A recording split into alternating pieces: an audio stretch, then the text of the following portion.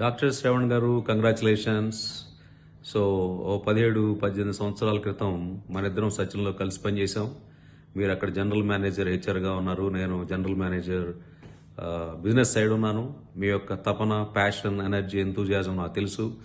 ఏదో ఒక మార్పు తీసుకురావాలని చెప్పేసి ఎప్పుడు తప్పిస్తూ ఉండేవాళ్ళు, ఎంప్లాయీస్కి ఏదో ఒక వాల్యూ యాడ్ చేయాలని.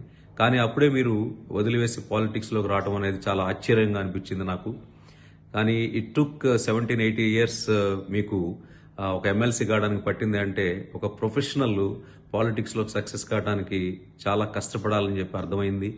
అంటే ఒక ఎక్స్పీరియన్స్, ఒక ఇంటలెక్ట్, ఇలాంటివన్నీ కంటే కూడా ఇంకా ఏవో పనిచేస్తాయని చెప్పి అర్థమైంది పాలిటిక్స్లో. కానీ ఈరోజు మీరు అప్పర్ హౌస్కి వెళ్ళారు అంటే ఐఎమ్ వెరీ హ్యాపీ. ఎందుకంటే అప్పర్ హౌస్లో ఉండేవాళ్ళంతా మేధావులు, ఒక పర్టికులర్ ఫీల్డ్లో నిష్ణాతులు, ఉపాధ్యాయులు ఇలాంటి వాళ్ళు ఉంటారు.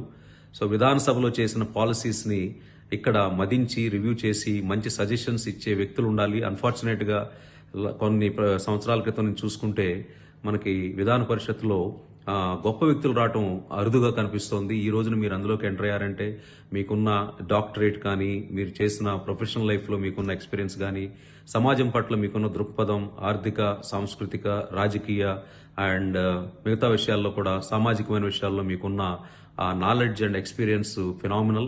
దాన్ని ఉపయోగించుకొని మీరు తెలంగాణకి మంచి వాల్యూ యాడ్ చేస్తారని, అలాగే ఈ ప్రస్థానంలో ఒక గొప్ప రోల్ ప్లే చేస్తారని ఆశిస్తూ మీ స్నేహితుడు వి శ్రీనివాసరావు, విఎస్ఆర్ అని కూడా అంటారు, మీకు తెలుసు. Thank you so much.